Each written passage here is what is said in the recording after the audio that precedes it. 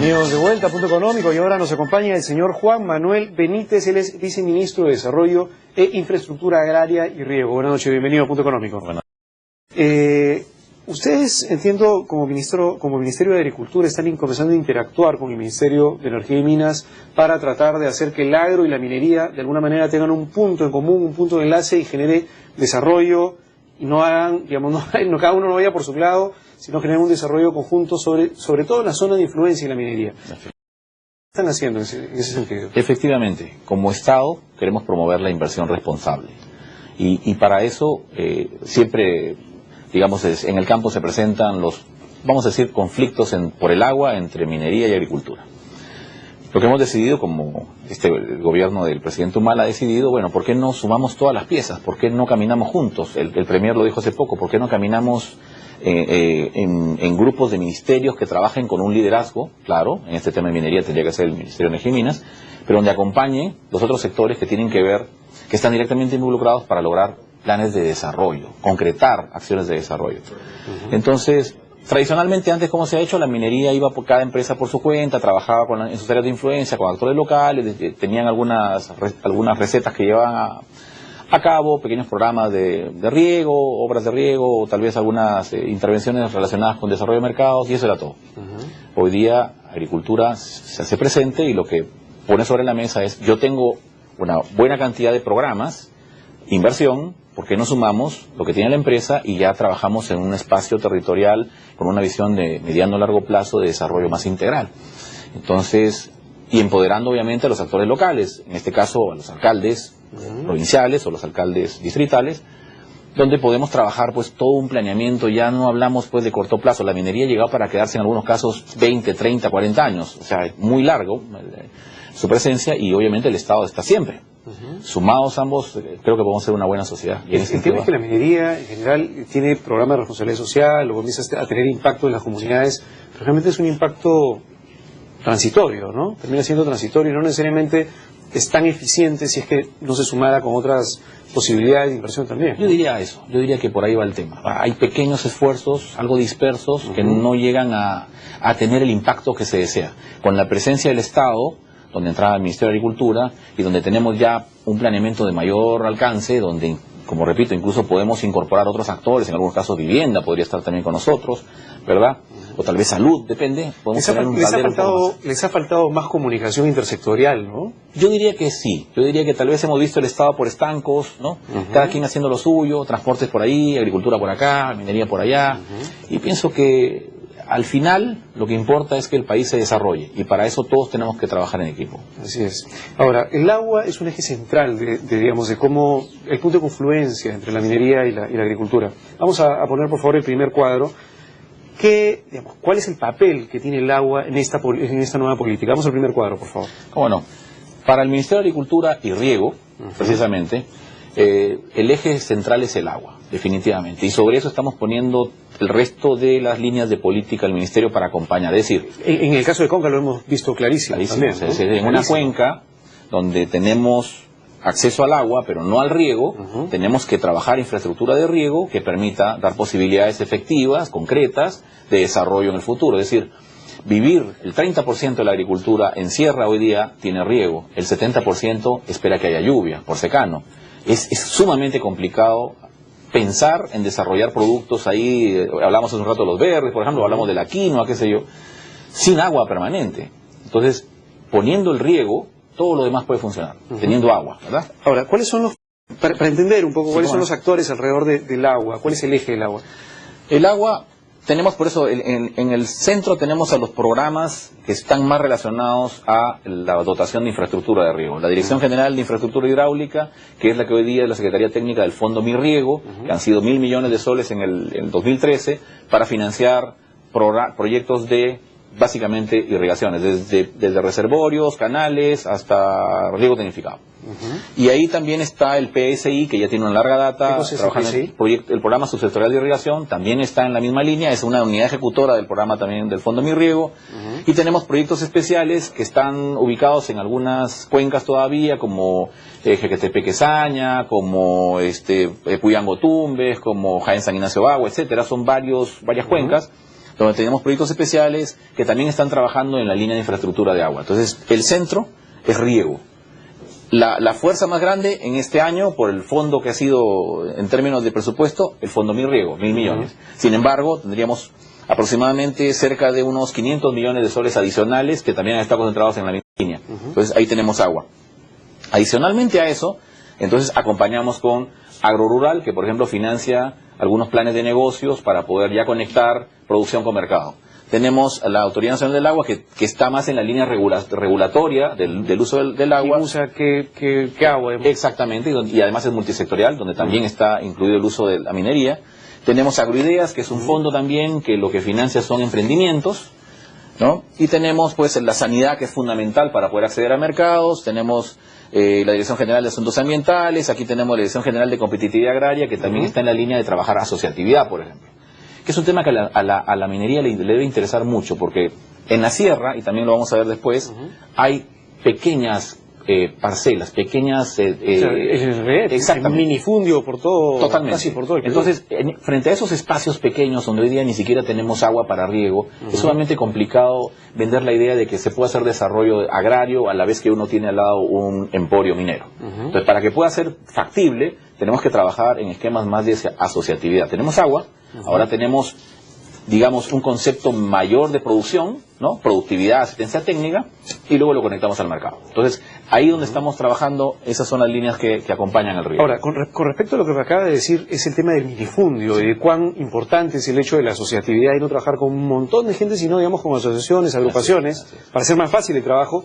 Me gustaría ir al cuadro 8 para entender un poco cuál es la estructura del agro en el Perú, cuán disperso es la cantidad de agricultores que hay, en dónde están. Vamos al cuadro número 8, por favor, si lo pueden poner acá en pantalla. A ver, entiendo que los productores agropecuarios en el Perú, bueno, hay miles de productores agropecuarios, pero yo diría que aproximadamente el 30 y un poco más % de la población total está en agricultura, y es como el 25% de la PEA. Vamos a ir a una pausa, tenemos actividad presidencial y volvemos de regreso en unos minutos.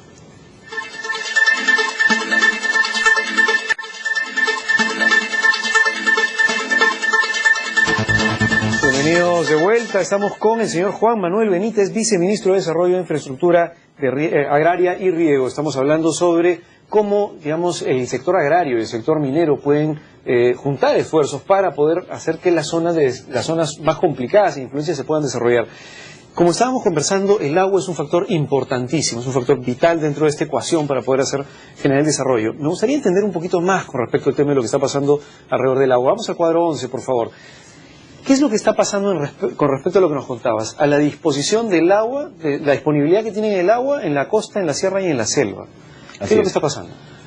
Decía yo, básicamente tenemos un tema relacionado al acceso al recurso para utilizarlo en agricultura. Si bien tenemos grandes cuencas que llegan hasta el mar, ¿no es cierto? Hay poca capacidad, por ejemplo, para regular, para conservar esa agua y para usarla en el riego, ¿no?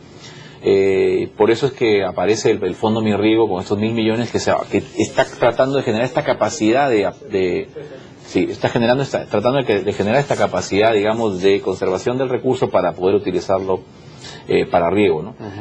Hace un rato mencionaba una cifra importante: del 100% de terreno disponible para la agricultura en la sierra, solo el 30% tiene acá justamente tiene tenemos agua para riego, ¿no? Justamente tenemos el mapa. A ver, sí. ¿Qué es lo que está pasando para entenderlo bien? Bueno, básicamente el agua en el Perú se genera en la región, digamos, hacia el Pacífico. Prácticamente son las cuencas más ricas en agua, ¿no es cierto? Y tenemos ahí grandes proyectos de irrigación que se han hecho en costa, desde el norte hasta el sur. Pues tenemos Chirapiura, tenemos Olmos ahora, tenemos Chavimoche, que viene en la tercera etapa, etcétera, etcétera. Pero digamos, hacia el lado del Atlántico, hacia la sierra, en realidad la sierra misma, es poco lo que se ha hecho. Tenemos en costa cerca de 6.000, 7.000 millones de dólares de inversión desde los últimos 50 años, mientras que en sierra no llegaríamos ni al 20% de eso aproximadamente. Ahí donde está el gran déficit de infraestructura de riego, ahí donde tenemos que hacer el gran esfuerzo, y es justamente donde está la minería, y además donde está la población de mayor pobreza, que tiene además tierra muy limitado. Hace un rato conversábamos en promedio la propiedad no excede las 2 hectáreas por unidad productiva. Es chiquitísimo. O sea, ¿qué haces con 2 hectáreas? Si quieres meterle plata ahí a 2 hectáreas, no vas a tener nada. Economía de escala cero. Además de la mayoría está ubicada en laderas, en los cerros. Por lo tanto, requiere un tratamiento especial en cuanto al río, que tiene que ser por goteo, un río tecnificado. Eso nos está llevando a una interesante, digamos, conclusión. Tenemos que sumar esfuerzos, por eso, con otros sectores. Con la minería, que tiene varios programas en esta línea, donde nosotros podemos aportar todo lo que hemos aprendido ya en materia del tratamiento de agricultura de sierra, y también importante sumar otros sectores como el de transportes. Tenemos el producto, tenemos que tener también la posibilidad de llevarlo a los mercados. Necesitamos también incorporar al sector energía, porque muchos de los productos que se van a trabajar en esta parte son perecibles. Hay que darle un tratamiento, por ejemplo, al tema de packing, al tema de fríos. Hablamos de los verdes, también vuelvo a citarlo. Necesitas la cadena de frío completa. Exactamente, la cadena, hay que desarrollar toda una cadena logística. Claro. De nuevo, hay un espacio para esfuerzos también con la minería responsable en esas líneas. Y ya no solamente en pequeños proyectitos sobre temas específicos. No termina generando ningún impacto. Pero exactamente. Pero tampoco la minera es el Estado que tiene la responsabilidad, digamos, de sacar adelante la comunidad. Exactamente. ¿No? Mal también, porque las comunidades asumen que es el Estado y el Estado tiene que trabajar ahí. De acuerdo. Y en eso estamos muy comprometidos, ¿no? El gobierno del presidente Humala, que además tiene este concepto muy importante de inclusión, nos está permitiendo, pues, como repito, asociarnos a otros actores y tratar de no solo sacar de la pobreza, sino tratar de dar una perspectiva también de desarrollo. Es decir, lo primero que hay que hacer es llevarlos a un nivel de calidad de vida mejor que el que tienen hoy día. Perfecto.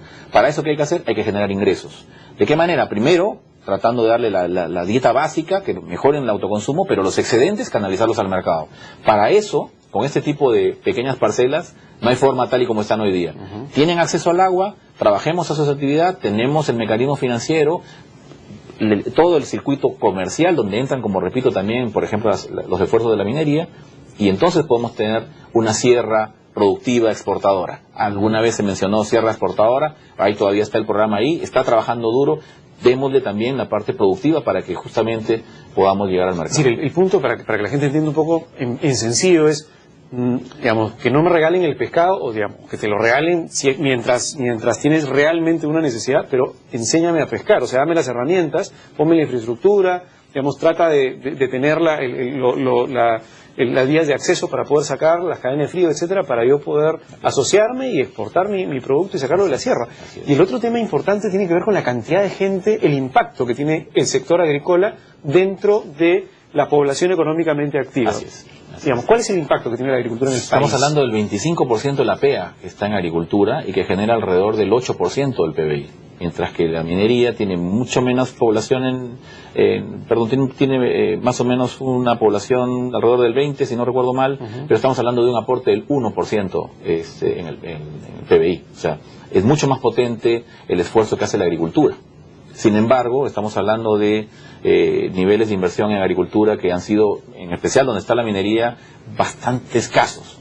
Este gobierno está dándole una mirada bien interesante a la sierra, donde creo que hay potencial. Y ahí es donde creo que estamos apuntando. Es decir, la idea es, si se invierte en, alrededor, en programas que ayuden a la agricultura, especialmente en sierra, donde hace más falta de agua, donde hay más pobreza, donde hay más impacto, digamos, de la minería, y por lo tanto más cantidad de plata que pueda ser invertida ahí, y además, donde mucha gente que tiene muy poco espacio, digamos, es dueña de muy poco espacio de terreno, y donde cada dólar o cada sol que se invierta puede generar más puestos de trabajo por el impacto que tiene en recursos, digamos, humanos, la agricultura. Eso podría ser un gol. Así es. ¿Cómo se mete el gol? ¿Cuál es el plan para que efectivamente eso funcione? ¿Cuál es el modelo que estamos llevando a cabo nosotros? Decía yo, nos sumamos sobre la base de un actor local que es fundamental. Al lado de un desarrollo minero existen distritos, ¿no? Pequeñas poblaciones que tienen un líder natural, que es el alcalde. Sobre esa base, nosotros lo que tenemos que hacer es, ¿cuál es el potencial de la zona respecto a producción tanto agrícola como no agrícola? Porque hay que también, no podemos tampoco cerrarnos única exclusivamente al tema agrario, pero sabemos que lo principal es el desarrollo agrario. Muy bien. Sobre ese potencial tenemos que ver una cartera de proyectos. ¿Qué intervenciones requiere? Principalmente, obviamente, agrarias, pero también hemos hablado de sumar otros sectores.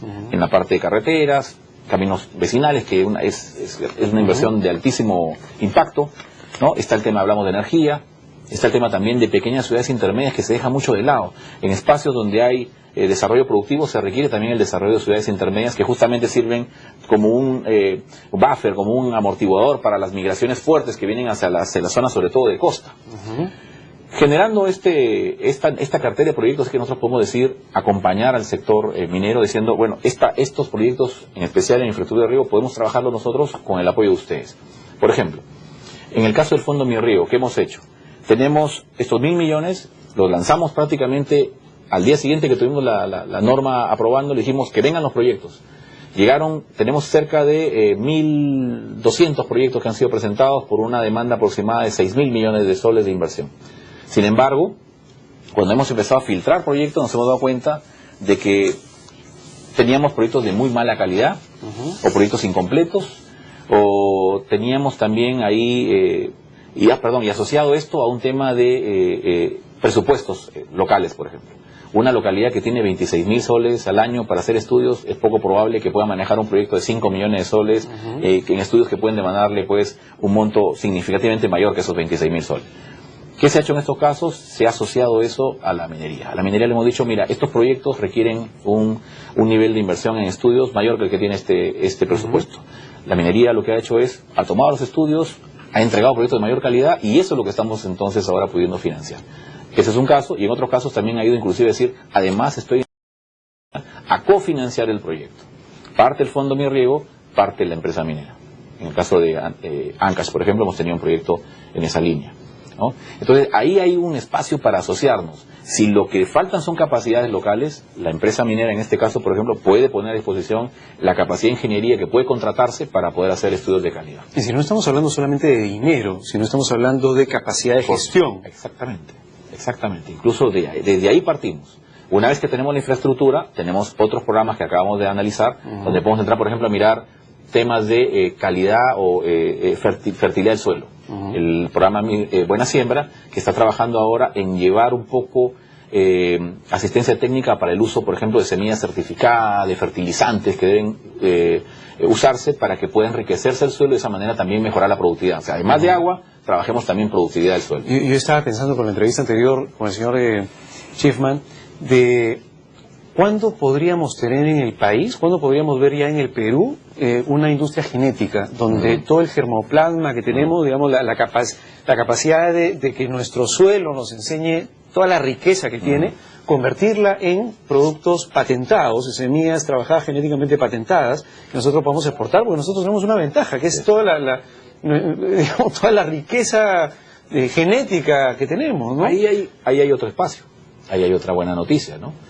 Tenemos ahora, nosotros acabamos de cerrar este año una firma de un convenio con el Banco Mundial y con el BID para un crédito de $180 para repotenciar el INIA, que es nuestro Instituto de Innovación Agraria, que justamente va en una línea de usar las estaciones experimentales que tenemos a nivel de todo el país para que también en participación del sector privado se puedan desarrollar nuevas variedades de productos, ¿no es cierto?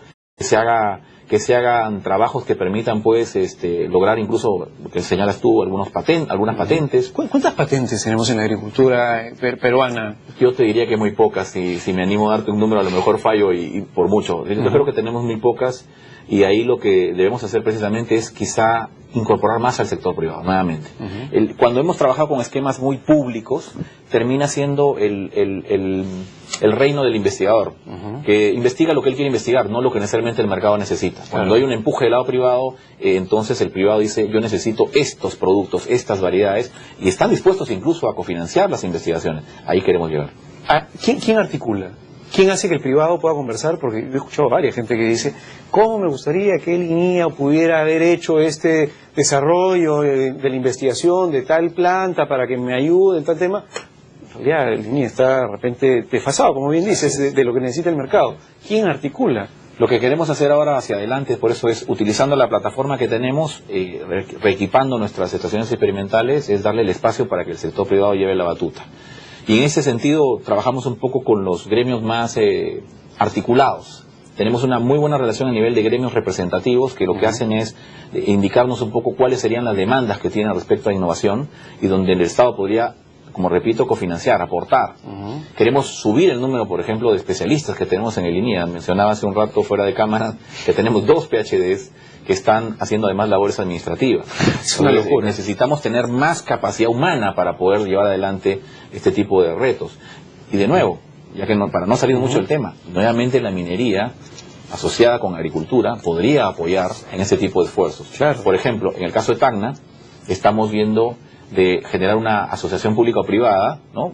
El ministro de Agricultura, el señor Milton Fongés, estuvo incluso en España, ¿no? Para ver un convenio para repotenciar la estación de Los Palos a través de una APP para que genere justamente un centro de conocimiento. Así es. Seguiría un poco en la línea de lo que estamos hablando. Las asociaciones públicas-privadas definitivamente son algo que debemos potenciar. Y ahí el financiamiento podría estar por el lado de una empresa minera que también opera en Tacna. Así es. Háganlo, por favor. Al final, háganlo. Para que las cosas no se queden solamente en planes y digamos, escritas ahí. Háganlo. Muy bien. Muchas gracias, señor Juan Manuel Benítez. Gracias, y esperemos efectivamente que esta unión entre agricultura y minería genere desarrollo a las zonas más pobres de nuestro país. Así termina Punto Económico esta noche y que tengan un muy buen fin de semana. El día lunes nos volvemos con más en Punto Económico. Nos vemos. Chau, chau.